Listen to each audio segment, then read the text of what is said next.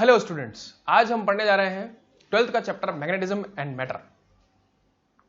बड़ा ही important chapter है and questions इस पे बेसिकली मैग्नेटिज्म पे पूछे जाते हैं। तो स्टूडेंट, मैग्नेटिज्म एंड मैटर जैसे कि हमने लास्ट क्लासेस में चैप्टर्स में देखा, मैग्नेटिक इफेक्ट ऑफ करंट में किस तरीके से मैग्नेट का करंट रहता है, मैग्नेट का इफेक्ट रहता है इलेक्ट्रिक करंट के कारण, और मैग्नेटिक इफेक्ट रहता है जब किसी वायर के अंदर करंट फ्लो करता है।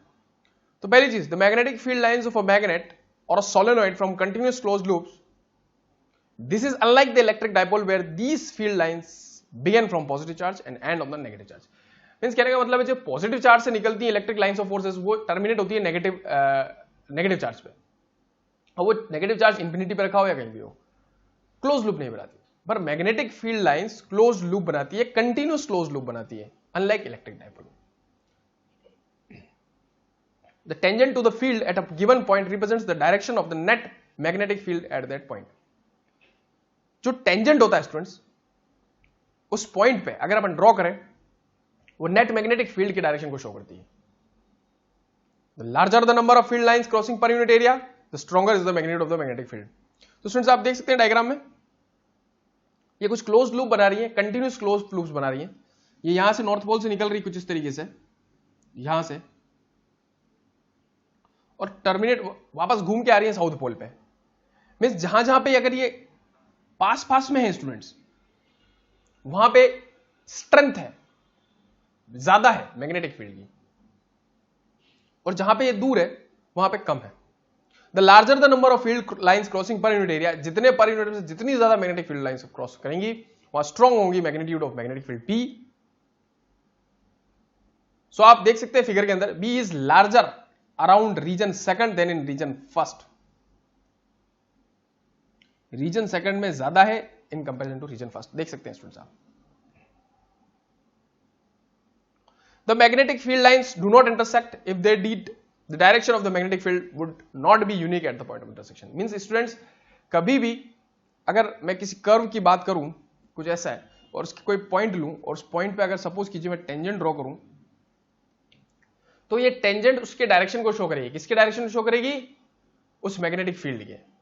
सपोज कीजिए दो मैग्नेटिक लाइंस ऑफ फोर्सेस कुछ इस तरीके से इंटरसेक्ट कर गई, और अगर मैं इसके और इस पे अगर मैं इस वाले कर्व पे टेंजेंट ड्रॉ करता हूं, तो दो डायरेक्शन शो कर जाएगी मैग्नेटिक फील्ड के, मैग्नेटिक लाइंस ऑफ फोर्सेस के दो डायरेक्शन को शो कर जाएगी, जो कि पॉसिबल नहीं है।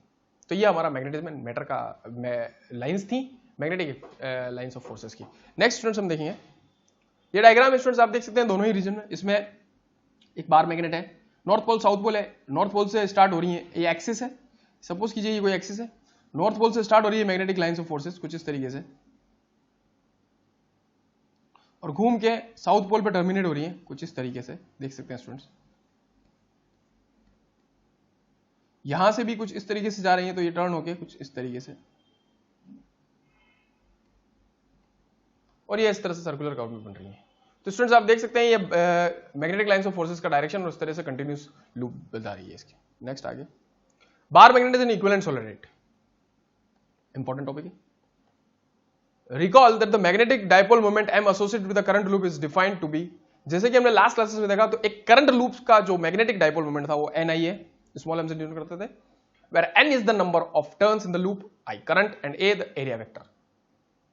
The resemblance of magnetic field lines for a bar magnet and a solenoid suggests that a bar magnet, अगर हम देखते हैं मैग्नेटिक फील्ड की रिजेंबलेंस, मैग्नेटिक फील्ड लाइंस की, अगर एक बार मैग्नेट की और सोलेनोइड की, तो वो एक बार मैग्नेट को सजेस्ट करता है कि मतलब अगर मैं सोलेनोइड की बात करूं तो एक बार मैग्नेट की तरह एक्ट करेगा।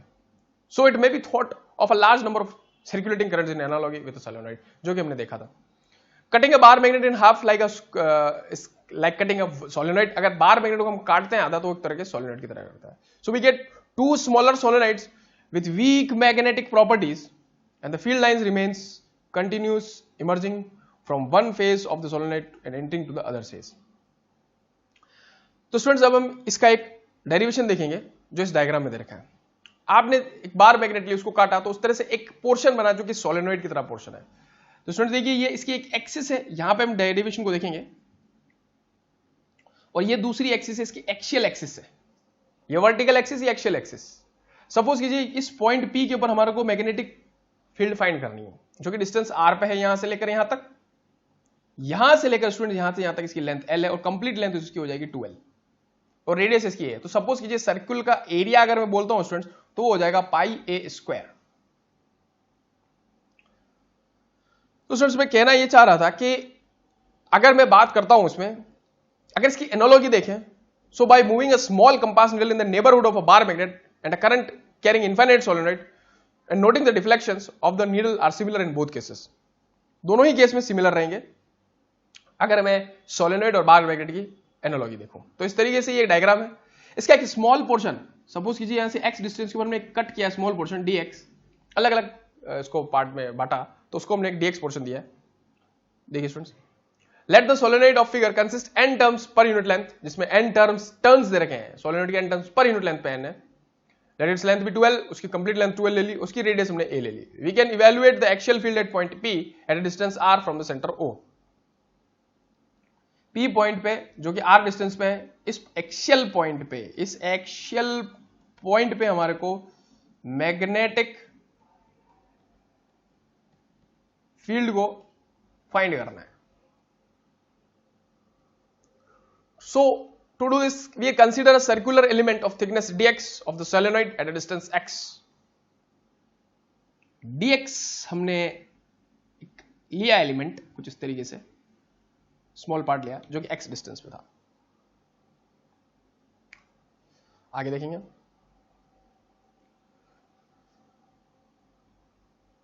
at a distance r from the center O of the solenoid. To do this we consider element of thickness dx of the solenoid at a distance x from its center.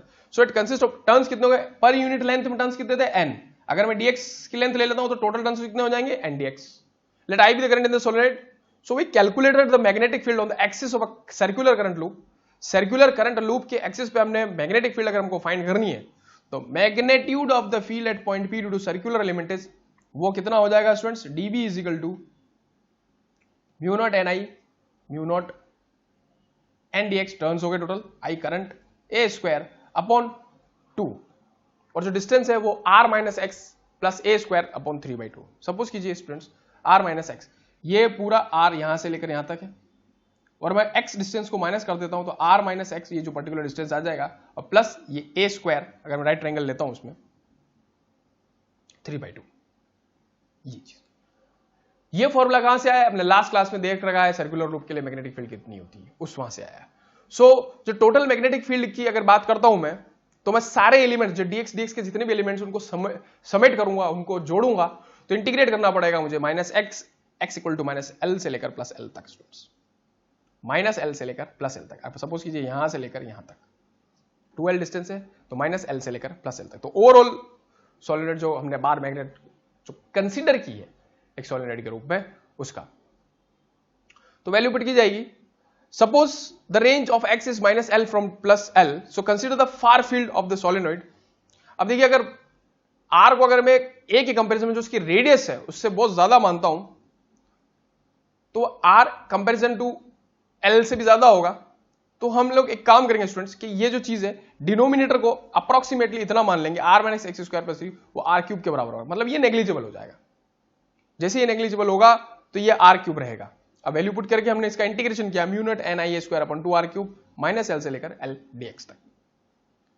So mu naught N I upon 2 I A square upon r cube. तो students हमारे पास ये चीज मिलती है हमारे को उसका integrate करने पर। मैग्नेटिक मोमेंट जो है n, current I, area pi A square और 2l, ये चीज है mu naught 2l I A square. So total number of turns n जो हो जाएगा पूरा टोटल नंबर ऑफ टर्न्स हो जाएगा small n into current into cross section area, ये मैग्नेटिक मोमेंट। अब मैं इसकी वैल्यू पुट करूंगा तो ये मेरे को यहां पे ये चीज मिलेगी स्टूडेंट्स, बड़ा इंपॉर्टेंट है ये।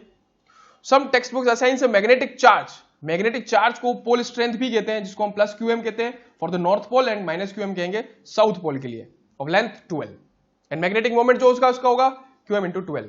The field strength due to QM at a distance r from its given by, वो कुछ इस तरीके से mu naught QM upon 4 pi r square. आगे हम देखेंगे students the dipole in a uniform magnetic field. The pattern of two iron fillings, the magnetic field lines gives us approximate idea of the magnetic field B. So, to determine the magnetic field B accurately, which is can be done by placing a small compass needle of non-magnetic moment m and moment of inertia and allowing it to oscillate. हम एक magnetic field find करने के लिए एक compass needle को लेंगे जिसका हमको मैग्नेटिक मोमेंट पता होगा और मोमेंट ऑफ इनर्शिया भी पता होगा. तो टॉर्क जो लगेगी निडल पे, जैसे कि हम जानते हैं torque is equal to force into perpendicular distance होता है, तो टॉर्क का formula magnetic moment into magnetic field, जो कि हम देख चुके हैं पहले. अगर स्टूडेंट्स मैं टॉर्क की बात करूं तो रीस्टोरिंग टॉर्क जो होगा और थीटा जो कि उस पर ट्विस्ट होगा, ट्विस्टिंग एंगल थीटा होगा, और तो दोनों ही इक्विलिब्रियम कंडीशन में मोमेंट ऑफ इनर्शिया की equation I d two theta upon d t square उसी एंगल के ऊपर और minus M B sine theta, क्योंकि साइन थीटा और का में तो थीटा रहेगा, torque is equal to M B sine theta, उसका साइन कंपोनेंट तो ये साइन थीटा रहेगा. तो sine theta approximately equal to theta, तो वैल्यू पुट करेंगे स्टूडेंट्स हम इक्विलिब्रियम कंडीशन में minus M B sine theta, that is equal to I d two theta upon d t square minus M B theta, और यहां से मैं आई की value निकालूंगा स्टूडेंट्स, तो वो कुछ इस तरीके से आएगी. So it represents a simple harmonic motion, एक तरह से सिंपल हार्मोनिक मोशन, क्योंकि वो कंपास की निडल जो है वो फ्लक्चुएट होगी, तो वो एक सिंपल हार्मोनिक मोशन को अकर करेगी. The square of the angular frequency is omega square is equal to M B by I, and the time period is, तो टाइम पीरियड जो होता है 2 pi upon L by G होता है time period. तो उस फॉर्मूले को अगर मैं सॉल्व करता हूं स्टूडेंट्स, तो मेरे पास ये फॉर्मूला मिलेगा, और उसको इससे मैग्नेटिक फील्ड जो आएगी finally 4 by square I upon M T. Suppose कीजिए अगर मैं पोटेंशियल एनर्जी की बात करूं स्टूडेंट्स, तो वो होता है फोर्स इंटू डिस्प्लेसमेंट, तो टॉर्क इंटू डिस्प्लेसमेंट, टॉर्क की value M B sine theta, that इसको इंटीग्रेट करने पर एम बी कॉस थीटा होगा, और ये डॉट प्रोडक्ट से माइनस एम डॉट बी बनेगा students. Taking the constant of integration to zero, fixing the zero potential energy. Suppose कीजिए theta अगर 90 डिग्री लेते हैं तो कॉस थीटा जो होगा वो 90 डिग्री जीरो हो जाता है. So when needle is perpendicular to the field, equation shows the potential energy minimum 180 पे minimum, theta is equal to zero जो रहेगा वो 1 रहेगा, most stable position, and maximum minus plus M B theta is equal to 180 degree, most unstable position. Theta is equal to 180 degree most unstable position, theta equal to zero पे जो रहेगा वो most stable position, और theta equal to 90 पे वो zero हो जाएगा. Hopefully students आपको ये टॉपिक बहुत ही अच्छे से समझ में आया होगा. Thank you very much.